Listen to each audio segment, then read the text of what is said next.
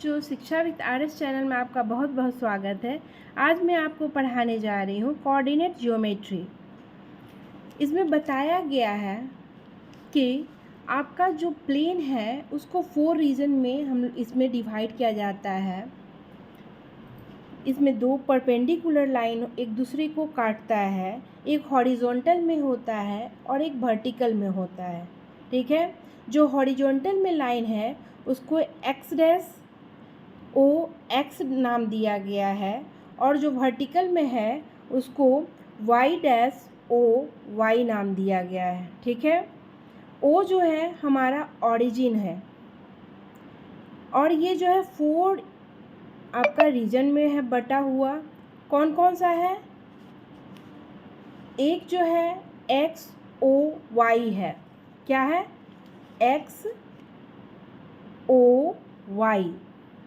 इस रीजन में जो x का वैल्यू होता है वो भी प्लस में होता है और जो y का वैल्यू होता है वो भी मेरा प्लस में होता है। ठीक है, अब चलते हैं हम लोग दूसरे रीजन में। हाँ, और ये रीजन को क्या बोलते हैं? क्वाड्रेंट्स। क्या बोलते हैं? क्वाड्रेंट्स। तो ये क्वाड्रेंट्स 2 जो है मेरा, इसमें x जो होता है वो मेरा माइनस में होता है और y जो है वो प्लस में होता है। ठीक है, यानी y का जो वैल्यू होगा वो प्लस में होगा। फिर है क्वाड्रेंट्स 3। क्वाड्रेंट्स 3 में क्या है? दोनों मेरा x और y दोनों का वैल्यू क्या होगा? Minus minus. ठीक है, दोनों का वैल्यू होगा माइनस माइनस। और मेरा क्वाड्रेंट्स जो 4 है उसमें x का वैल्यू क्या होगा? प्लस होगा और y का वैल्यू क्या होगा? माइनस होगा। ठीक है, इस तरह से मेरा 4 क्वाड्रेंट्स हो गया। उसी चीज़ को यहाँ पे लिख दिया गया है, X O X and Y dash O Y, 2 mutually perpendicular lines are called coordinates axis. इसको क्या बोलते हैं? एक्स डैश ओ एक्स और वाई डैश ओ वाई को कोऑर्डिनेट्स एक्सिस कहते हैं या फिर द एक्सिस ऑफ कोऑर्डिनेट्स कहते हैं। ठीक है, ओ क्या है? ऑरिजिन है। क्वाड्रेंट्स कौन कौन सा है? X O Y, X dash O Y, X dash O Y dash and Y dash O Y. ठीक है, sorry, Y dash O X होगा। ठीक है, एक x होगा एक y होगा।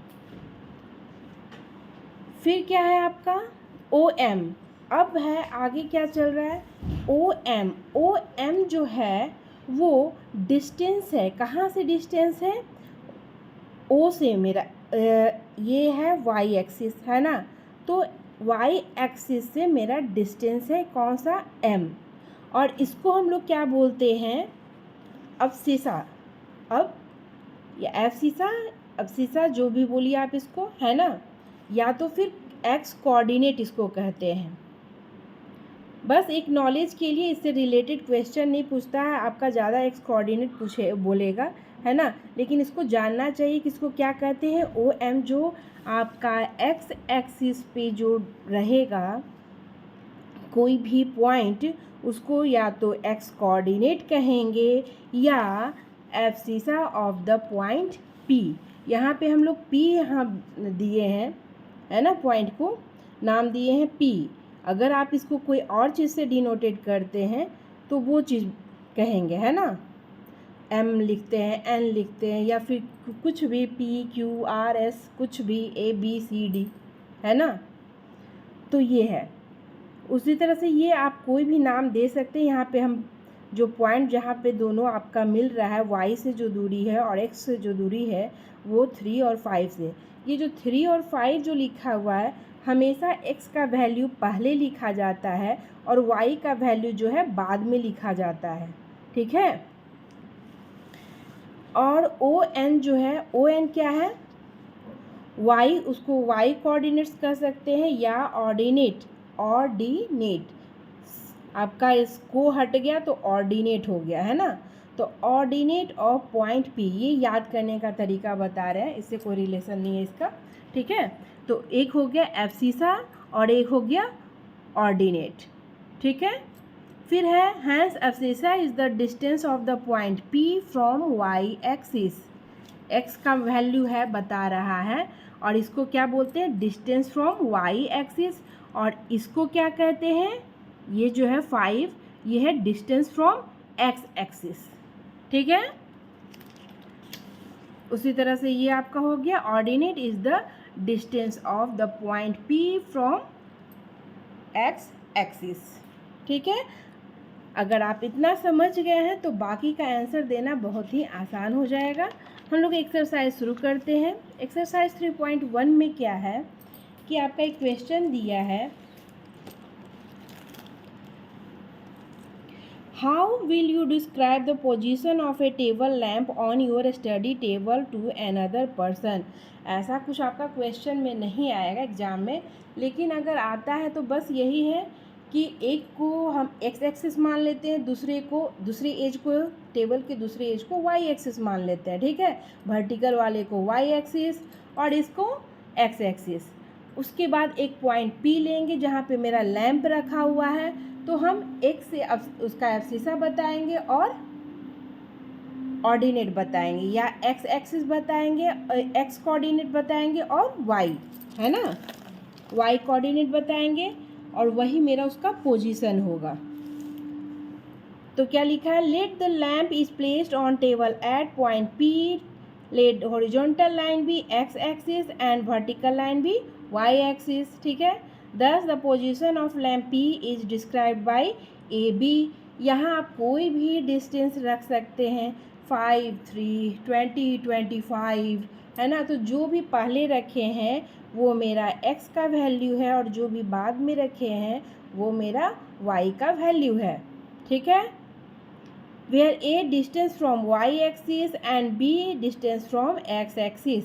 ये है डिस्टेंस फ्रॉम, ये जो रहेगा आपका डिस्टेंस फ्रॉम y एक्सिस, और ये जो रहेगा आपका वो a जो है x पे रहेगा, है ना, और b जो है वो तो आपका हो जाएगा distance from Y X axis. ठीक है, तो यही है आपका, यहाँ पे आप कोई भी वैल्यू दे सकते हैं अपने से। अब चलते हैं क्वेश्चन नंबर 2 की और। क्वेश्चन नंबर 2 में क्या कह रहा था कि स्ट्रीट प्लान किया गया है, a city has 2 main roads which cross each other at the centre of this the city. These 2 roads are along the north-south direction and east-west direction. ठीक है, एक सिटी जो है वो आपको क्रॉस कैसे कर रहा है एक दूसरे को, एक नॉर्थ साउथ डायरेक्शन में और एक ईस्ट वेस्ट डायरेक्शन में कर रहा है। All the other streets of the city run parallel to these roads and are 200 metre apart। यानी कि 2 रोड के बीच का जो डिस्टेंस आपका रह रहा है वो 200 मीटर रह रहा है। There are 5 street in each direction, मतलब आपका नॉर्थ साउथ में भी 5 स्ट्रीट है और वेस्ट ईस्ट में भी 5 है street. Using 1 centimeter equal to 200 meter, draw a model of the city on your notebook. Represent the roads street by single lines। ठीक है, सिंगल लाइन के द्वारा हम लोग को रोड दिखाना है, ये ना कि रोड बना के दिखाना है। There are many cross streets in your model. A particular cross street is made by 2 streets, one running in the north-south direction and another in the east-west direction. Each cross street is referred to in the following manner. If the second street is running in the north-south direction, fifth in the east-west direction। यानी कि एक point जो है हमको north south का अगर second street है तो ईस्ट वेस्ट का जो है उसको एक जगह पे कट कर रहा है, फिफ्थ स्ट्रीट जो है कर रहा है ईस्ट वेस्ट डायरेक्शन में, है ना। Then we will call this cross street, और जहाँ पे वो दोनों रोड्स मिल रहा है उसको किससे करें रिप्रेजेंट, 2, 5 से। 2 जो है नॉर्थ साउथ वाला है रोड और 5 जो है ईस्ट वेस्ट वाला है। ठीक है, using this convention find how many cross streets can be refer to as 4 3। उसी तरह how many cross streets can be refer to as 3 4। ठीक है, लंबा चौड़ा सा क्वेश्चन दे दिया है। चलिए इसको समझते हैं क्या है। कह रहा है एक मेरा नॉर्थ ईस्ट साउथ में एक रोड है, ठीक है, और एक रोड जो है मेरा ईस्ट वेस्ट में या वेस्ट ईस्ट, ठीक है। अब क्या कह रहा है कि यहाँ इधर नॉर्थ साउथ की तरफ 5 स्ट्रीट बना हुआ है और फिर ईस्ट वेस्ट की तरफ भी मेरा 5 स्ट्रीट बना हुआ है। दोनों के बीच का जो डिस्टेंस है 200 के पे है ना, यानी कि यहाँ 200 अगर लेते हैं तो यहाँ 400 ऐसे करके लेंगे, ठीक है। ये स्ट्रीट 1 2 3 4 5 ये हो गया ईस्ट वेस्ट वाला, और ये जो है यहाँ पे भी आप लिख दीजिएगा स्ट्रीट 1 2 3 4 5 ये हो गया नॉर्थ साउथ वाला, ठीक है। हम सिर्फ यहाँ पे अभी 1 2 3 4 और 5 लिख देते हैं, आप स्ट्रीट लगा लीजिएगा, ठीक है। ऐसा क्वेश्चन आपका आएगा नहीं, बस इसको समझ लीजिए कैसे बना हुआ है। अब क्या कह रहा है कि आपका एक जो है नॉर्थ साउथ का जो दूसरा स्ट्रीट है किससे मिल रहा है, 5th स्ट्रीट से जो आपका ईस्ट वेस्ट में है, ठीक है। तो इसको क्या बोलेंगे, इसका इस पॉइंट को क्या नाम देंगे, 2 5। 2 जो है वो आपका x का वैल्यू हो गया, 5 जो है वो आपका, तो क्या 2 5 और कहीं भी हो सकता है मेरा, नहीं होगा, है ना, क्योंकि 2 स्ट्रीट जो सेकेंड स्ट्रीट है यही है और 5 जो है मेरा यही लाइन है ना, और तो कोई है नहीं। उसी तरह से अब क्या था इस क्वेश्चन में, फर्स्ट जो था वो था 3 4, तो x का 3 कौन सा है, ये 1 2 3 ये है ना। आप इसको 200 400 ना लिखे 1 2 3 4 भी लिख सकते थे, ठीक है। तो ये क्या हो गया, इसको हम लोग उसी तरह से लिख देते हैं, इसको 1 लिख देते हैं, इसको 2 लिख देते हैं, इसको 3, इसको 4 और इसको 5, ठीक है। इसी तरह यहाँ पे भी 1 2 3 4 और ये 5, ठीक है, ऐसे यहाँ पे आपका लिखा हुआ है। अब क्या है, तो 3 4 मेरा यहाँ पे है ना, यानी कि ये क्या है, एक यूनिक पोजीशन है, कहीं पे भी तो 3 4 और कहीं नहीं ना हो जाएगा। उसी तरह से 4 3 की बात की जाए तो यहाँ नॉर्थ साउथ का 4th स्ट्रीट यहाँ पे है और इसका 3rd स्ट्रीट जो है यहाँ पे है ना।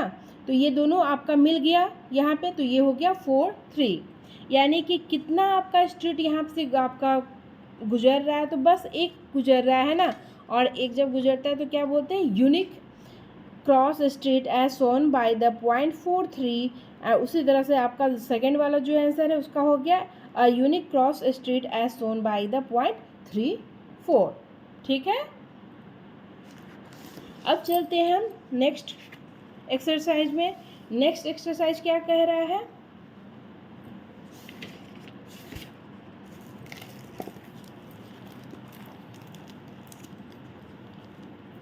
Right the answer of each of the following question, ठीक है। What is the name of horizontal and the vertical line drawn to determine position of any point in the Cartesian plane? ये जो Cartesian plane जो मेरा था ये, ठीक है, या इसको ले लेते हैं, ये जो Cartesian plane है तो इस लाइन को, हॉरिजॉन्टल लाइन को क्या बोलते हैं, एक्स एक्सिस बोलते हैं, और जो वर्टिकल लाइन है इसको क्या कहते हैं, वाई एक्सिस कहते हैं। तो बस यही हम लोग को लिखना है, name the horizontal line X axis, name the vertical line Y axis. नहीं तो सिर्फ आप आंसर में अगर 1 नंबर का रहा तो बस एक्स एक्सिस वाई एक्सिस लिख के छोड़ सकते हैं, ठीक है। फिर है सेकेंड क्वेश्चन जो है वो है what is the name of each part of the plane formed by these 2 lines. ये जो 2 लाइन्स से जो आपका बना है ईच पार्ट, उसको क्या बोलते हैं, तो वो जो 4 रीजन बन रहा था उसको क्या कहते हैं, क्वाड्रेंट्स बोलते हैं, है ना। तो name of each part quadrant. फिर है 3 में क्या कह रहा है, write the name of the point where these 2 lines intersect. जहाँ दोनों लाइन मिलता है उसको क्या बोलते हैं, दोनों उसको ऑरिजिन कहते हैं, है ना। ओ पे एक दूसरे को काटता है ना दोनों लाइन, वर्टिकल और हॉरिजॉन्टल लाइन, उसको क्या कहते हैं, ऑरिजिन। ठीक है। फिर सेकंड का क्या कह रहा है कि एक फिगर आपका दिया हुआ है, ठीक है, इससे रिलेटेड हमको सारा क्वेश्चन देना है। तो क्या है, the coordinate of B, B का कोऑर्डिनेट हमको बताना है। बी कहाँ लिखा है, यहाँ पे लिखा है, ठीक है। तो पहले x का वैल्यू लिखते हैं। x का वैल्यू यहाँ पे क्या है, -5, ठीक है। अब लिखते हैं y का वैल्यू, y का वैल्यू क्या है, 2, यानी कि b का पोजीशन क्या हो जाएगा मेरा, -5 2, ठीक है। तो ये हम लिख दिए -5 2। उसी तरह अब हमको c का कोऑर्डिनेट लिखना है। c का कोऑर्डिनेट कैसे लिखेंगे, पहले तो c देखेंगे कहाँ पे, यहाँ पे है, ठीक है। x, पहले x का वैल्यू लिखते हैं, यानी x है 5 और y का वैल्यू -5, यानी 5 - 5 मेरा आंसर हो गया, ठीक है।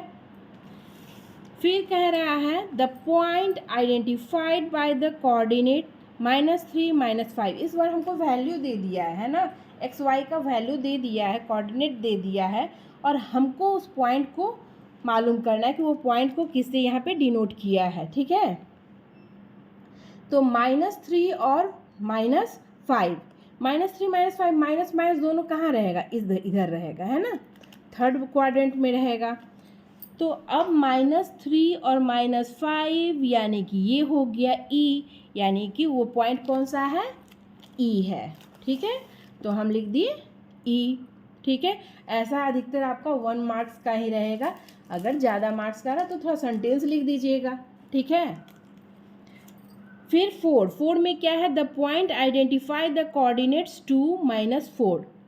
तो 2 - 4 अब पता करते हैं। 2 - 4 यानी एक प्लस में एक माइनस में है, यानी कि फोर्थ क्वाड्रेंट्स में होगा। फोर्थ क्वाड्रेंट्स में यहाँ आते हैं, तो यानी 2 - 4 मेरा जी है ना। उसी तरह है the abscissa of the point D. Abscissa of the point D क्या है, ठीक है, यानी एब्सिसा यानी कि हम क्या बताना है, वाई से एक्स का दूरी कितना है, डिस्टेंस फ्रॉम वाई, ठीक है।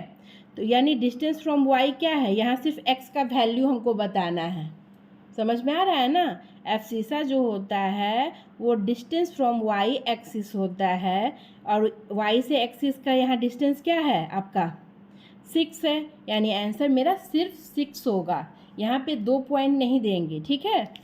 फिर उसी तरह है the ordinate of the point H.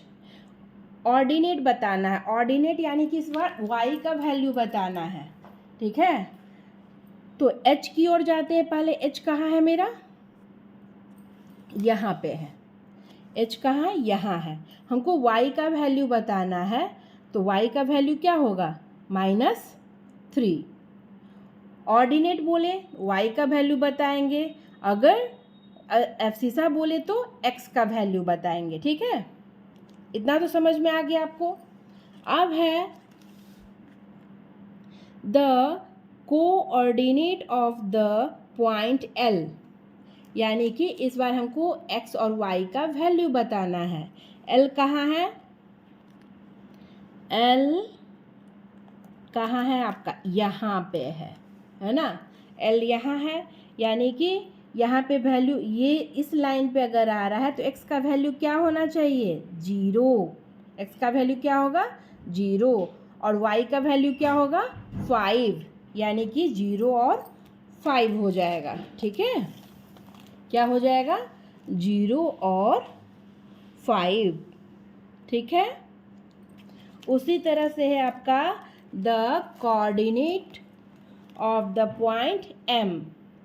Coordinate of the point M, पहले तो पॉइंट एम हम लोग खोजेंगे, कहाँ पे है, एम मिल गया यहाँ पे, है ना।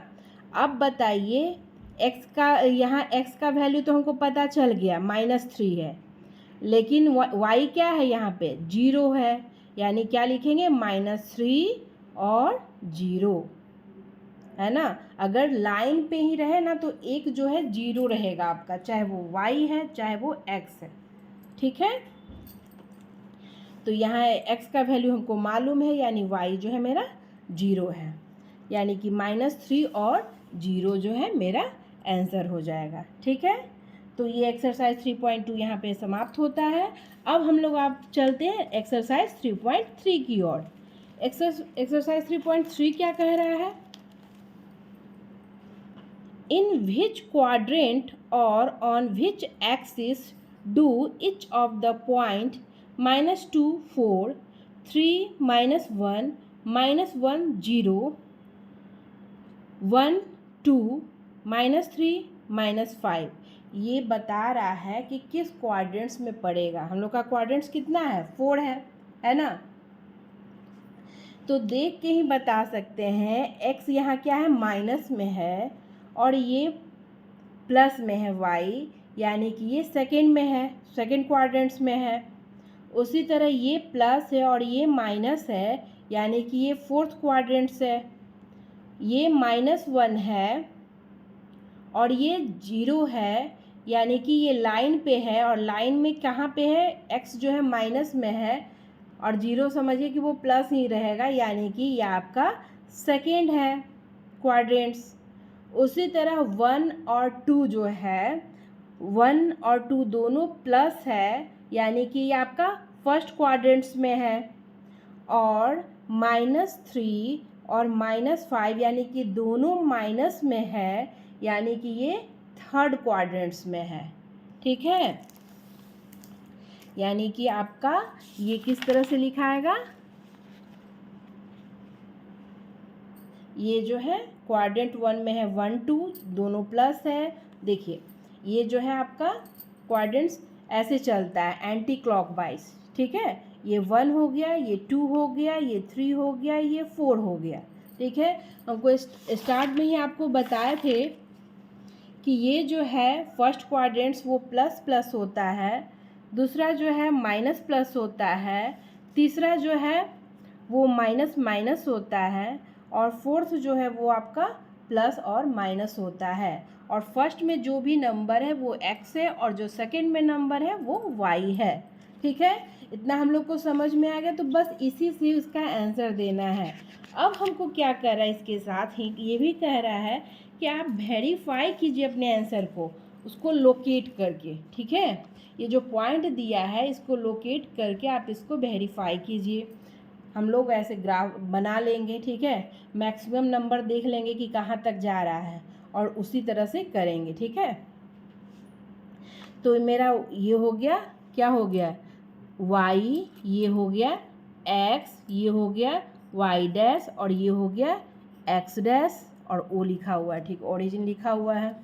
ठीक है, इतना समझ गए। आपका क्या था पहला नंबर? -2 4। -2 कहाँ है? यहाँ पे है। 4 कहाँ है? यहाँ पे है, यानी -2 4 ये हो गया पोजीशन मेरा। उसी तरह सेकंड जो है वो है 3 -1। 3 -1 कहाँ है? x का वैल्यू 3 और y का वैल्यू -1 है ना। तो ये मेरा हो गया 3 -1। उसी तरह से है आपका क्या हो गया? ये आपका फिर नेक्स्ट नंबर क्या है? -1 0। तो ये है -1 है ना, और 0, y का वैल्यू क्या है? 0, यानी ये पॉइंट पे रहेगा।